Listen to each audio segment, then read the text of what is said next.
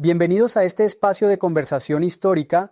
Hoy vamos a sumergirnos en la figura de Aníbal Barca, un verdadero genio militar que desafió a Roma. Me encanta el tema, es realmente apasionante. Cuéntame cómo comenzó todo para Aníbal. Pues Aníbal nació en Cartago, lo que hoy sería Túnez, en el 247 a.C., y desde muy chico su destino estaba atado al conflicto con Roma. Su padre, Amílcar Barca, fue un gran general y le inculcó un odio profundo hacia los romanos, especialmente después de la derrota en la Primera Guerra Púnica. Interesante. Así que desde pequeño fue formado en el ambiente militar. ¿Qué otros elementos de su infancia destacarías? Exacto. Creció en el campo de batalla y fue educado en la estrategia, especialmente en Hispania, algo que dejó una huella importante en su carácter. Este entorno bélico le permitió desarrollar tácticas que más tarde harían temblar a Roma durante la Segunda Guerra Púnica. Ya veo, esa formación temprana fue clave. ¿Y cómo inició esa guerra para él? Bueno, el gran momento se dio en el año 218 a.C., con 50.000 soldados, 9.000 caballos y, lo más impresionante, 37 elefantes. Aníbal realizó la hazaña de cruzar los Pirineos y los Alpes en invierno. Claro, perdió casi la mitad de sus tropas en el crudo descenso, pero la osadía del movimiento sorprendió a Roma al atacar por el norte. Wow, cruzar los Alpes en pleno invierno es de una audacia increíble. ¿Cuál era su objetivo al realizar semejante travesía? La idea era llevar la guerra hasta el corazón de Italia, haciendo que Roma se enfrentara a los efectos de un enemigo inesperado y debilitado en su propio territorio. La táctica no era la de una confrontación directa, sino más bien desgastar a la ciudad y sus fuerzas. Entonces, ¿podríamos decir que su estrategia era más de desgaste que la aniquilación inmediata? Exactamente, era un enfoque de desgaste. Además, a lo largo de la guerra, Aníbal protagonizó batallas legendarias.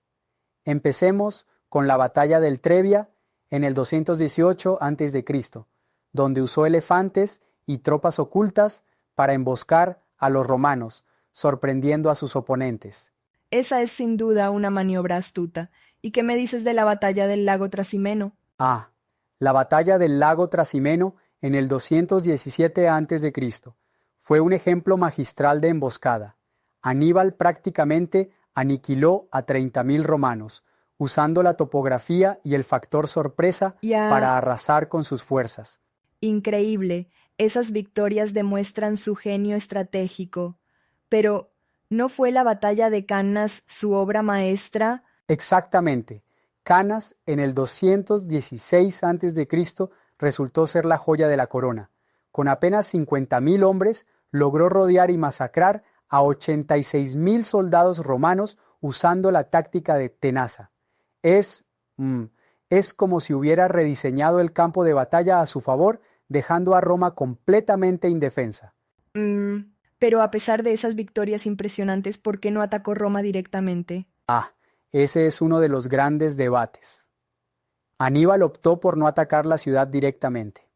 Su plan era desgastar a Roma gradualmente, pero debido a la falta de refuerzos desde Cartago y a la tenacidad de la resistencia romana, esto se volvió en su contra. Me pregunto, ¿no hubiera sido mejor atacar la ciudad cuando tenía la ventaja? Bueno, ahí está el punto crítico. Muchos historiadores se cuestionan esa decisión. Algunos sostienen que, al no atacar, perdió la oportunidad de eliminar por completo al enemigo. Personalmente, pienso que, a veces, la cautela también es parte de la genialidad. Pero ya sabes, es un debate en el que se mezclan estrategia y prudencia militar. Es cierto, es un dilema estratégico. Por cierto, ¿qué pasó tras esos años de batallas en Italia? Después de esos intensos años en suelo italiano, la marea cambió en la batalla de Zama en el 202 a.C. Allí, Escipión el Africano derrotó a Aníbal. La invasión de Cartago por Roma y sus condiciones humillantes llevaron al declive del general y posteriormente a su exilio. Exilio, dices. Cuéntame más sobre esa etapa final de su vida. Claro, tras la derrota, Aníbal continuó gobernando Cartago, pero fue acusado de conspiración y obligado a exiliarse. Se refugió en Siria con Antíoco III y más tarde en Bitinia. Finalmente, en el 183 a.C., optó por suicidarse con veneno para no ser capturado por Roma. Una salida trágica, pero en línea con su espíritu indomable. Vaya, una vida llena de éxitos, pero también de drásticas decisiones. ¿Y qué legado dejó este gran estratega? El legado de Aníbal es inmenso. Sus tácticas, como la táctica de envolvimiento doble, se estudian en academias militares de todo el mundo hasta el día de hoy. Además, su hazaña de mantener a Roma en jaque durante 15 años, sin recursos ni una flota poderosa, es un testimonio de su capacidad para desafiar gigantes. Es asombroso cómo una sola persona pudo influir en la historia de esa manera, ¿no crees? Definitivamente, su famosa frase, «encontraré un camino o lo crearé», resuena aún hoy. Encapsula esa determinación feroz y creativa que se necesita en el arte de la guerra. Sí, sin duda esa cita inspira a muchos, aunque ¿no te parece que a veces el romanticismo de la figura de Aníbal puede nublar algunos errores estratégicos? Es cierto. A veces se le enaltece tanto que se pasa por alto el hecho de que no atacó Roma directamente. Desde mi punto de vista, hubo una cierta imprudencia o, al menos, un riesgo calculado que no se concretó en lo que muchos hubiesen deseado. Es un buen punto. La audacia de su travesía y sus batallas legendarias son innegables, pero también hay matices de estrategia que invitan al análisis crítico. Exacto. Y otro detalle curioso es cómo la figura de Aníbal se transformó en leyenda, al punto de que los romanos mismos usaron su nombre para asustar a los niños con gritos de ¡Que viene Aníbal! Eso me parece fascinante, como cuando un enemigo se convierte en símbolo no solo de terror, sino también de resistencia. Totalmente. Y lo que muchos no saben es que, a pesar de sus tácticas brillantes y sus victorias, su debilidad radicaba en la falta de apoyo continuo de Cartago.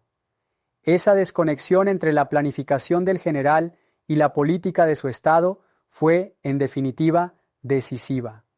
Es una lección que va más allá del campo de batalla, ¿no? La importancia de tener recursos y respaldo es vital, tanto en la guerra como en otros aspectos de la vida. Exacto. Es como construir una estrategia sin tener un pilar de soporte. Eventualmente, falla. Y aunque Aníbal pudo infligir un tremendo daño a Roma, sin ese soporte prolongado, hasta el guerrero más sagaz llega a un límite. En fin, realmente Aníbal Barca nos deja un legado complejo, un estratega inigualable, un hombre de hazañas extraordinarias, pero también una figura polémica por sus decisiones, lo que lo hace aún más fascinante para todos.